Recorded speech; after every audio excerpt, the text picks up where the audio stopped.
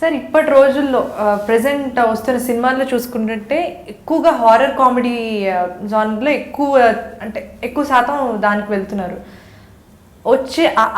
వచ్చిన సినిమాలకి ఇప్పుడు మీరు తీస్తున్న ఈ సినిమాకి తేడా అంటే తేడా చెప్పే అంత గ్యాప్ రాలేదు. యాక్చువల్గా స్టార్ట్ అయ్యి కూడా 3-4 years అయింది హర్రర్ జానరా. నేను హర్రర్ జానరాలో సినిమా చేద్దామని నేను ఎప్పుడు అనుకోలేదు అసలు. ఇవి ఆడుతున్నాయి బట్ కామెడీ జనరేట్ అవుతుంది. యాక్చువల్గా హర్రర్ తెలుగుకి స్టార్ట్ చేసింది వర్మ గారు. ఆయన ఫస్ట్ స్టార్ట్ చేశారు, కుదరలే. ఆయన సీరియస్ సినిమాలు చేశారు, రాత్రి అని. కానీ అసలు చాలా బాగుంటాయి సినిమాలు. అప్పుడు ఆ మైండ్ సెట్తో లేరు ప్రజలు. సీరియస్గా దయ్యం సినిమాలు చూడాలి, దయ్యం ఉంటుంది, ఇట్లాంటి ట్రెండ్ మనకు లేదు. ఇప్పుడు లేటెస్ట్గా హర్రర్ సినిమాకి ఎంటర్టైన్మెంట్ మిక్స్ చేసి చూడటం వల్ల మెల్లగా ఆడిటోరియానికి జనం వచ్చి దయ్యాన్ని ముందు పెట్టుకొని నవ్వడం మొదలెట్టారు, దయ్యాన్ని కూడా ఎంజాయ్ చేయడం మొదలెట్టారు. సో అది ఒక మంచి పరిణామం. ఎందుకంటే నెక్స్ట్ ఇప్పుడు రాబోయే ట్రెండ్లో సీరియస్ హారర్ సినిమాలు కూడా వస్తాయి. అవి కూడా ఎంజాయ్ చేస్తారు జనం. అంటే మెల్లగా దయ్యాన్ని అలవాటైన తర్వాత కామెడీ కాదు సీరియస్గా చూడాలన్న ఫీలింగ్ వచ్చేస్తుంది మనకి. కామెడీ కొంతకాలానికి అంటే చిన్న బ్రేక్ పడుద్ది, ఏది కంటిన్యూగా హిట్టింగ్ వెళ్ళదు. కొంతకాలం ఫ్యాక్షనిజం సినిమా ఉంటాయి, కొంతకాలం లవ్ స్టోరీస్, ఫ్యామిలీ ఎంటర్టైన్మెంట్స్, అప్పుడప్పుడు చిన్న బ్రేక్స్ వస్తుంటాయి అన్నిటికీ, మళ్ళీ అన్నీ రిపీట్ అవుతాయి. సో అలాగా సీరియస్ దయ్యం సినిమాలు కూడా వస్తాయి. ఈ దయ్యం సినిమాలు వచ్చినప్పుడు ఏమవుతుందంటే కొత్త కొత్త థాట్స్ వస్తాయి, కొత్త కొత్త డైరెక్టర్స్ వచ్చే అవకాశం ఉంటుంది, చిన్న సినిమాలు చేసుకోవచ్చు. హర్రర్ సినిమా అంటే ఇప్పుడు ఈ ఒక గదిలో కూడా మనం ఒక సినిమాని ప్లాన్ చేయొచ్చు. ఈ గదిలో ఒక కుర్రాడు ఒక దయ్యం ఇరుక్కున్నారు అంటే ఒక కథ వచ్చేస్తుంది. సో అలాంటి థాట్స్, కొత్త కొత్త థాట్స్, కొత్త కొత్త కుర్రాళ్ళు వాళ్ళకున్న చిన్న చిన్న బడ్జెట్లతో సినిమా చేసే అవకాశాలు వస్తాయి, వాళ్ళ టాలెంట్ని బయటపెట్టే అవకాశాలు వస్తాయి. సో హర్రర్ సినిమాల వల్ల ఇలాంటి అవకాశం ఉంది. నేను మాత్రం దయ్యాన్ని పెట్టుకొని నవ్విస్తున్నా ప్రస్తుతం. అల్లరి నరేష్ గారిది మీది హిట్ కాంబినేషన్ ఇప్పటిదాకా మీరు చేసిన సినిమాలు. అండ్ మీకు ఆయనకి ఉండే ర్యాపోని చూసుకుంటే ఆబ్వియస్లీ 2 సినిమాలు లైక్ మీకుండే ర్యాపోని తీసుకుంటే ఇప్పుడు ఈ సినిమాలో ఆయన్ని ఎలా చూపెట్టబోతున్నారు మీరు? నేను నరేష్ని మొదటి నుంచి కూడా కొత్తగా చూపించడానికి ఎక్కువ ఆలోచించాను.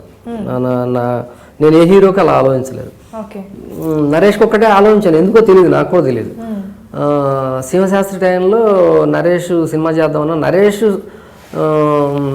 మంచి స్టార్ అవుతాడు సినిమా చేయండి అనేసి నేను తెగ ప్రొడ్యూసర్స్ని చాలామందిని వెంటపడేవాడిని. అప్పుడు ఇంకా తను సక్సెస్లో లేడు, అల్లరి తర్వాత ఫ్లాప్లోకి వెళ్ళాడు. నరేష్ ఎందుకో హిట్ కొడతాడని నాకు అనిపించేది. నేను అల్లరి చూశాను, బాగుంది ఈ కుర్రాడు, మంచి ఎంటర్టైన్ చేస్తున్నాడు, ఆడియన్స్ నవ్వుతున్నారు. ఎప్పుడు ఆడిటోరియంలో 2 hours ఒక హీరోని చూసి నవ్వారు అంటే అతను తొందరగా ఇండస్ట్రీ నుంచి వెళ్ళడు, ఏదో అంటే స్వయంకృతం అయితే తప్ప. అవుతాడని చాలామందిని ట్రై చేశాను, అవ్వదు ఎట్లాగా అని అనుకుంటున్న టైంలో తన కితకితలు హిట్ అయ్యింది. నేను కితకితలు టైంలో కూడా చెప్పాను నేను చాలామందికి, చేద్దాం నెక్స్ట్ కితకితలు సూపర్ హిట్ అవుద్దని. అందరూ ఎలా ఉంటుందంటే ప్రొడ్యూసర్స్ అందరూ కొత్త నిర్మాత అయినా సరే పాత నిర్మాత అయినా సరే సక్సెస్ అంటే వెళ్ళదు. సో క్రోర్స్తో ముడిపడి ఉంటుంది కదా, తప్పేం లేదు. అప్పుడు నరేష్కి వెళ్ళి ఒక కథ చెప్పాను. ఆ కథలో ఆంజనేయ స్వామి భక్తుడు నరేష్. కథ బాగానే ఉంది సార్, ఇంకేదన్నా ఉంటే బాగుంటుంది అన్నాడు. సరే అయిపోయింది, మళ్ళీ వేరే కథలు ఆలోచిస్తున్నా. అప్పుడు ఎందుకు ఈ కథ తనకు కనెక్ట్ అవ్వలేదు అంటే, తను మామూలుగా హీరోగా అల్లరి చిల్లరగా తిరగటం ఇవన్నీ చేస్తున్నాడు. సో అతను చెయ్యంది ఏదైనా అవ్వాలి, అవితే అప్పుడు ఓకే అవుద్ది. అంటే నేను ఫ్లాప్లో ఉన్నప్పుడు, నేను సీతామహాలక్ష్మి అయిపోయింది, ఆడలేదు. తర్వాత బోరాద దృష్ణ పెళ్ళి అంతకు ముందే రిలీజ్ అయింది, అది ఓకే యావరేజ్ సినిమా. ఫ్లాప్లో ఉన్నాం అంటే ఫ్లాప్లో ఉన్నప్పుడు ఎప్పుడు ఫైర్లో ఉంటాడు మనిషి. అప్పుడు ఆలోచించింది నరేష్ని కొత్తగా ఆలోచించాడు. నరేష్ ఇప్పటిదాకా బ్రాహ్మణ్ క్యారెక్టర్ వేయలేదు, బ్రాహ్మణ్ క్యారెక్టర్ వేస్తే బాగుంటుంది అన్నది ఫస్ట్ థాట్. ఇంతే ఉంది, బ్రాహ్మణ్ కొత్తగా ఉంటుంది నరేష్కి, ఓకే. కానీ కథ ఏంటి, కథ కావాలంటే ఏంటి, బ్రాహ్మిన్స్ అంటే బేసికల్గా సాఫ్ట్గా ఉంటారు, సాఫ్ట్ నేచర్ సార్. బ్రాహ్మిన్స్ దేవుడి దగ్గర లోకం అంతా హ్యాపీగా ఉండాలని కోరుకునే వాళ్ళు బ్రాహ్మిన్స్, మంచి వాళ్ళు అనమాట వాళ్ళు బేసికల్గా. సో వాళ్ళు ఎప్పుడు హడ్డీల్లోకి వెళ్ళారు అనుకోండి, ఫైట్ చేయరు వాళ్ళు, ఫైట్ చేయరుగా. పెద్ద హడ్డీలు వచ్చింది తప్పుకొని వెళ్ళిపోతారు. సాఫ్ట్ క్యారెక్టర్స్ అలా ఉంటాయి. సో థ్రెట్ ఎప్పుడు ఒక సాఫ్ట్ ఉన్నప్పుడు అవతల చాలా స్ట్రాంగ్ ఇది ఉన్నప్పుడు టఫ్ ఫైట్ అయిపోతుంది. సో ఇటువైపు బ్రాహ్మిన్స్ అనేప్పుడు అటువైపు ఫ్యాక్షనిస్టులు ఉన్నారనుకో ఆటోమేటిక్గా ప్రాబ్లం ఇష్యూ అయిపోద్ది అనేసి అలా ఫ్యాక్షనిస్ట్ని అటువైపు ఫ్యాక్షనిస్ట్ అమ్మాయిని ప్రేమించాడని చెప్పి బ్రాహ్మిన్స్ మరి ఎలాగా ఇట్స్ నాట్ జోక్ అలా ఇంటికి వెళ్ళిపోయేలా చేయడం. సో వీళ్ళు కూడా ఫ్యాక్షనిస్టుల కింద వెళ్తే ఎలా ఉంటుంది అన్న ఆలోచన సీమశాస్త్రి. ఆ తర్వాత సీమటపాకాయ. సో సీమటపాకాయ హిట్ ఉంది కాబట్టి ఖచ్చితంగా సీమశాస్త్రి ఉంది, సీమటపాకాయ ఇంకా బాగా ఆలోచించలేము. 3 ఏళ్ళు మేము డిస్కషన్లో ఉన్నాం మధ్యలో. లాట్ ఆఫ్ స్టోరీస్ చెప్పాను నేను నరేష్కి, నచ్చట్లేదు. అప్పుడు సీమటపాకాయ కట్ చేశాను. ఒక అపర కోటీశ్వరుడు ఒక పేదోడు అయిపోయాడు, పేదోడి కింద యాక్ట్ చేస్తున్నాడు. సో థాట్లోనే మంచి విషయం ఉంది.